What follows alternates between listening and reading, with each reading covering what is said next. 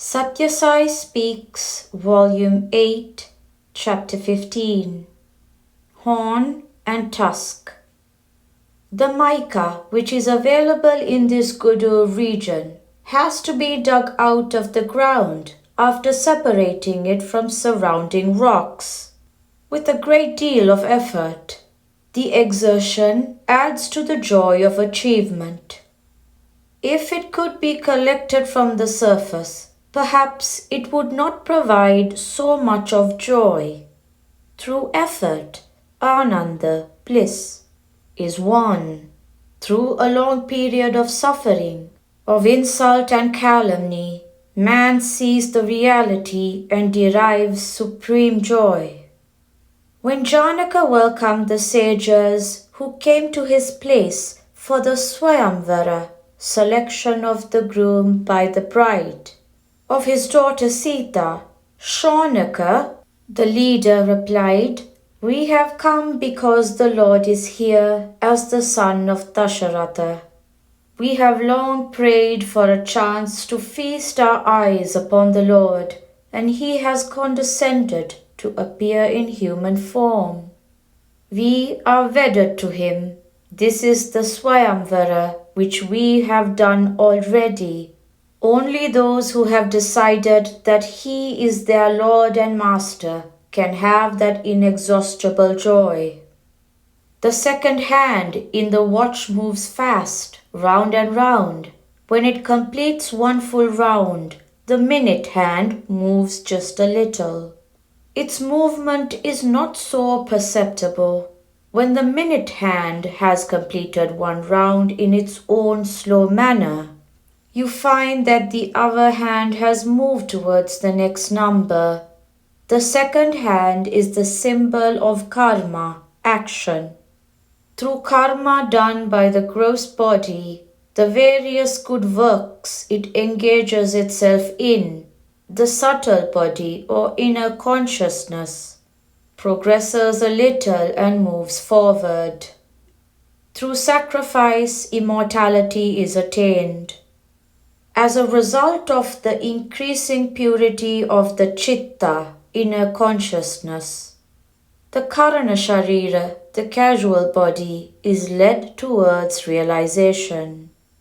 It is enough if the second hand moves, the rest follows in proper order. Tyaga, sacrifice, is the key which propels that hand. Through Tyaga is immortality attained. Be Tyagarajas, not Bhogarajas. That is, be monarchs of the realm of renunciation, not monarchs of the realm of pleasure. Explaining the significance of the yaga, ceremonial sacrifice, that is being celebrated here, the Pandit said that through the rituals, the terrific nature of Rudra is calmed, and he becomes Shiva, the beneficent and compassionate.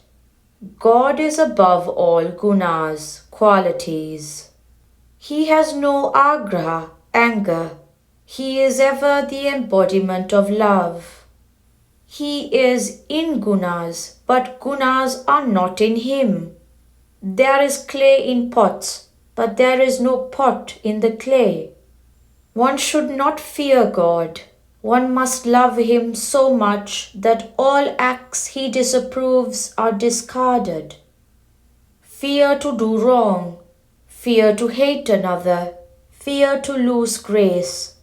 Yajnas, ritual sacrifices, are valid so long as you feel that you are the body.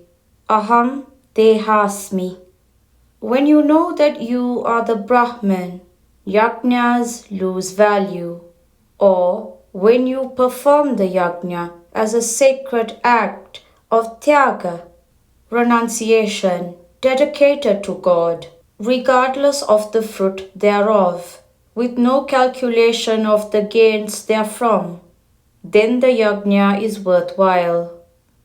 Ramakrishna Paramahamsa was once asked by someone, "Why do you starve the body and suffer all this misery? Is not all this detachment from material comfort a sign of insanity? Ramakrishna answered, "Those who find fault with me do not, alas, know their own faults. Is it not insane to suffer all this misery? For the upkeep of this bundle of bones and flesh, this bag of dirt and foulness? Be in the world, but not of it. The only valid use to which this body can be put is to discover the source of lasting joy that lies at its very core." Ramakrishna rolled on the bare floor of the Dakshineshwar temple and shed tears of anguish for days were passing one after another without his having realized the source of that bliss. That sadhana has immortalized him, while the silly questioner has faded out of the pages of history. Shantakaram Bhujagashayanam is one of the ways in which the divine is described. Bhujaga is the cobra, the poisonous snake. Its visha, poison, is the symbol of the evil influence of vishaya, worldly desires. The Lord is said to repose on the Bhujaga, the evil-filled multiplicity of the world, yet the description says he is Shantakaram, in absolute peace, unruffled in the least. The Lord is unaffected, though he is immanent in the universe. Man too must be in the world, but not of it. Holding the fan by the hand will not help. You must move it to and from vigorously. In order to feel the cool breeze that blows on your face, there is no breeze in the fan. It is all around you, everywhere, as air. Direct it towards yourself by sadhana, spiritual practice. So too, direct the grace of God that is everywhere towards you and make yourself happy by sadhana. That is the advice you need and I give. You have heard these scholars for 3 days, and you are now establishing a Sathya Sai Seva Samiti in this town. You will have to make your Samiti different from other associations and societies. Build it on the basis of love, fed on the faith in Vasudeva Sarvam Idam. All this is Vasudeva, God. That all are God and all must be revered. Believe this, experience this, and act according to this, and no trace of envy or pride, malice or greed, or hate will tarnish your samiti.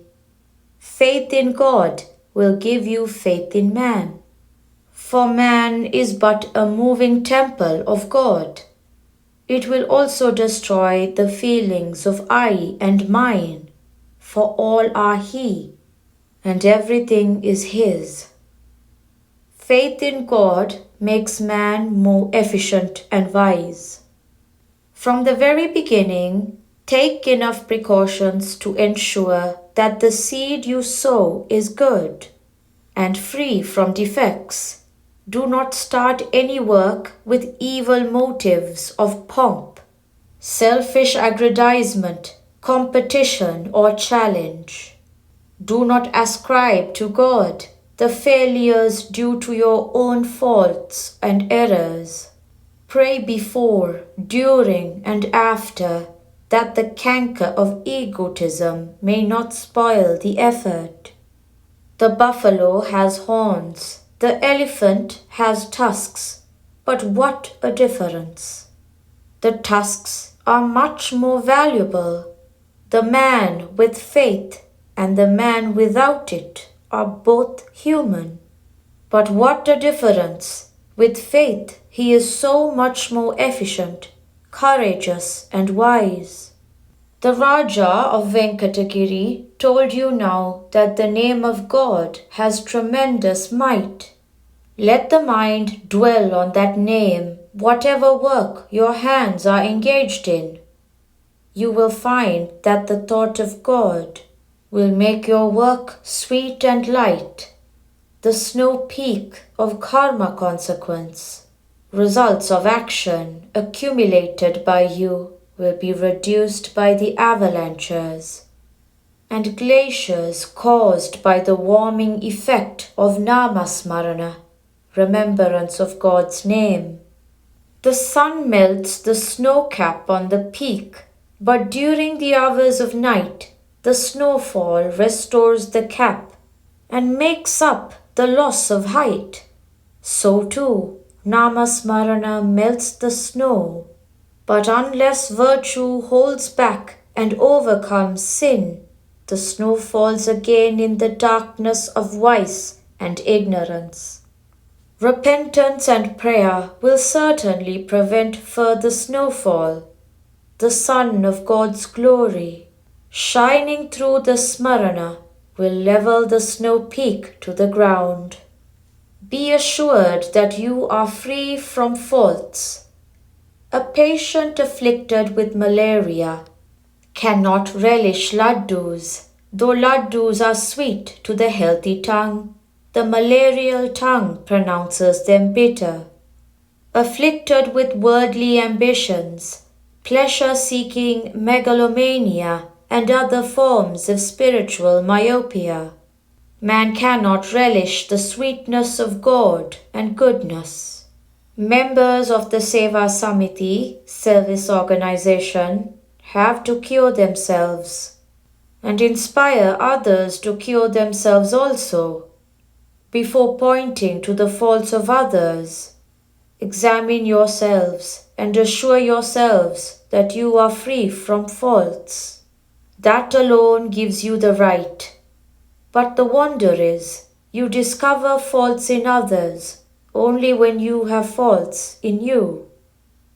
Once you rid yourselves of faults, all are pure and good. Whatever you touch becomes gold. That is the divine alchemy of love. Divine love, universal love. Love for love's own sake. Venkatagiri, March 28, 1968.